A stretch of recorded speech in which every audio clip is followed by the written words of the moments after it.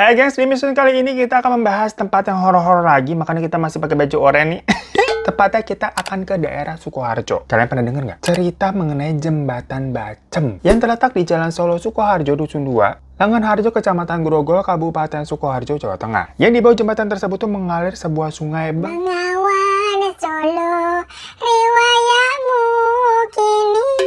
Iya benar. Karena lagu Bengawan Solo sendiri, syairnya tuh mengisyaratkan kesedihan yang terjadi pada peristiwa Jembatan Bacem yang mau kita bahas hari ini. Hubungannya apa?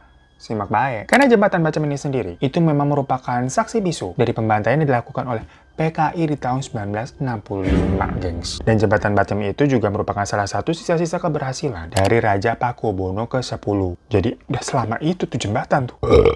Ya Allah ya Robi, malu-maluin banget ya sendawanya. Lanjut aja ya, nggak usah didengar. Tadi kalian nggak dengar apa-apa. Kalian tidak dengar apa-apa. Nah lanjut ya. Tapi sekarang jembatannya mah udah berubah. Namanya juga tahun demi tahun. Udah lama bener. Letaknya juga sudah bergeser dari titik yang aslinya. Karena kalau saat ini nih, Jembatan Bacem itu sudah dibuat ulang yang terdiri dari 2 jembatan. Satu jembatan yang berukuran besar yang memang digunakan sebagai jalur satu arah dari Solo menuju Wonogiri. Dan jembatan yang kedua tuh ukurannya lebih kecil yang digunakan sebagai jalur sebaliknya dari Wonogiri menuju Solo. Nah tapi kita ceritain dulu ya sejarahnya nih, hitung-hitung kita belajar sejarah.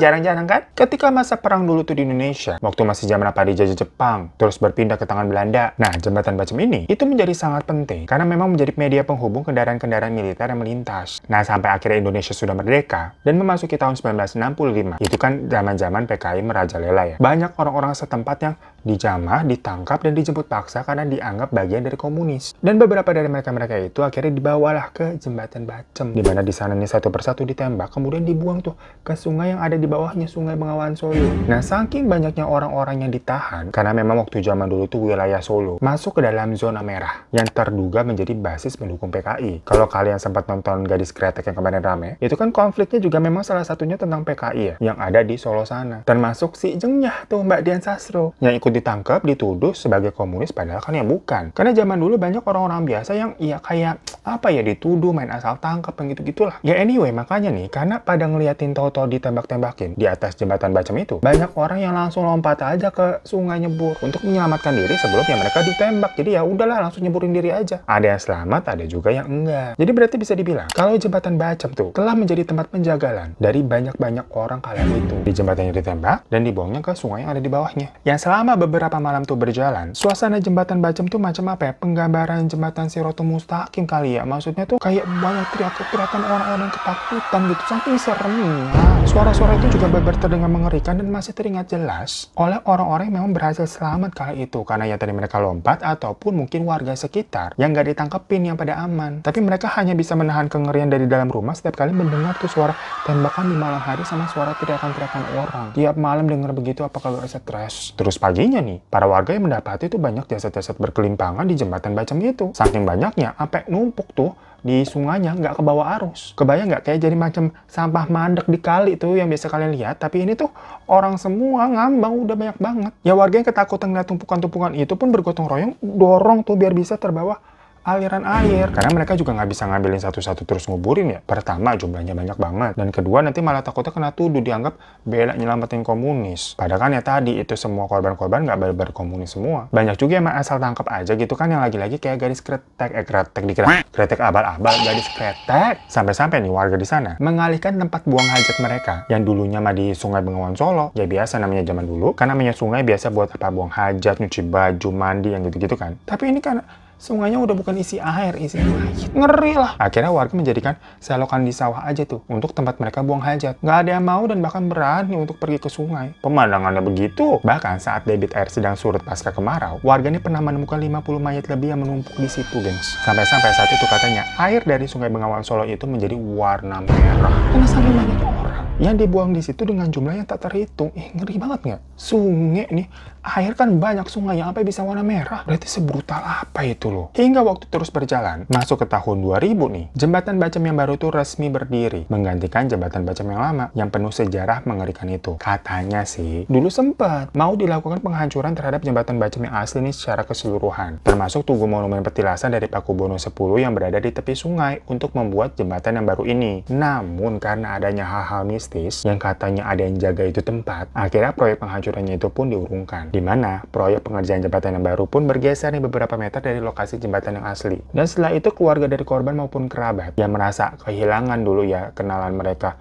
ditangkap paksa dan diceburin tuh ke Sungai Bengawan Solo, ramai-ramai memberikan penghormatan dengan cara berkumpul untuk mengadakan sandranan. Jadi sandranan itu adalah tradisi yang dilakukan oleh orang Jawa yang biasanya itu di bulan Sya'ban kalender Hijriyah atau Ruah kalender Jawa untuk mengucapkan rasa syukur yang dilakukan secara kolektif dengan mengunjungi makam atau kuburan leluhur yang ada di suatu kelurahan atau di desa. Dalam hal ini kuburannya berarti itu tadi Sungai Bengawan Solo di bawah jembatan Bacem. Prosesi tabur bunga dilakukan di atas sungai sebagai ganti itu kuburan pada korban. Namun walaupun sudah bertahun-tahun berlalu, kengerian dari lokasi jembatan itu katanya masih kerap sering dirasakan sama orang-orang yang melaluinya, gengs. Ya sebenarnya nggak heran juga ya. Ibarat kata kan berarti kan itu dulunya tempat pembuangan banyak orang yang begitu tuh. Macam lubang buaya kan juga katanya horor. Ya 11-12 ini. Makanya banyak tuh pengendara motor yang sering kayak mencium bau-bau angin, bau-bau amis, kayak bau-bau darah dari daerah jembatan itu. Bahkan pernah ada yang berpas-pasan dengan sosok manusia yang tubuhnya berdarah ataupun kepalanya yang kayak udah nggak ada yang memang dipercaya itu adalah arwah-arwah dari korban-korban yang waktu dulu dicemplungin. Dan bagi beberapa orang yang bisa melihat dan mengerti masalah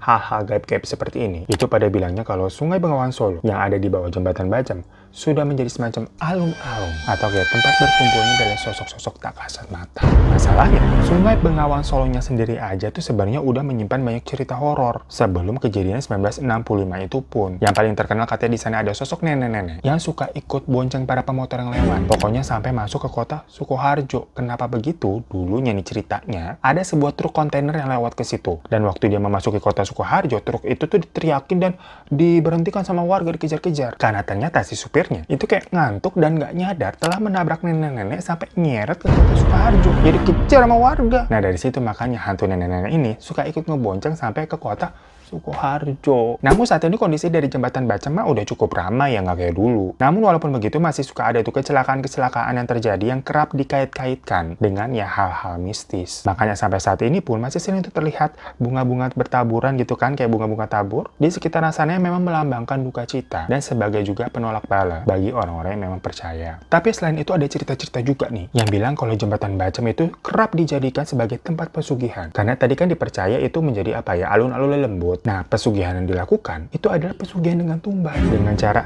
membuang anak yang dijadikan tumbal ke Sungai Bengawan Solo itu, gengs. Ini kan makin ngeri ya. Nah, kalau cerita-cerita mistis macam teman cerita nih, jadi waktu itu ada narasumber yang kita sebut saja namanya Heru. Ceritanya dia pulang kerja nih malam-malam. Sebelum dia pulang, dia mampir dulu ke warung buat minum wedang jahe biar nggak masuk angin. Karena cuaca pada saat itu tuh hujan rintik-rintik seharian awet nggak berhenti-berhenti. Dingin kan? Nah, setelah udah minum gitu kan enak, badannya hangat, dia pulang dia baru tuh ke daerah Bulakrejo. Nah, arah ke Bulakrejo dari tempat kerjanya itu emang harus melewati jembatan Bacem. Pas mendekati jembatan itu dia melihat ada nenek-nenek topin dia. Ya berhenti dong, malam-malam ada nenek-nenek kan kasihan ya. Ternyata si nenek itu minta tolong dianterin ke rumahnya, katanya deket Tanggul Bengawan Solo. Sebelumnya si Heru ini udah pernah denger tadi tuh cerita itu kan udah legenda banget yang nenek-nenek minta dia bukan minta sih, tahu-tahu bonceng ke daerah Sukoharjo. Nah tapi ternyata nenek-nenek ini minta ke deket Tanggul Bengawan Solo. Beda dong berarti. Wah, bukan yang nenek-nenek hantu yang itu tuh. Si nenek ini juga katanya dari tadi nyari ojek pangkalan gitu, tapi nggak nemu-nemu. Sampai si nenek-nenek juga nanya,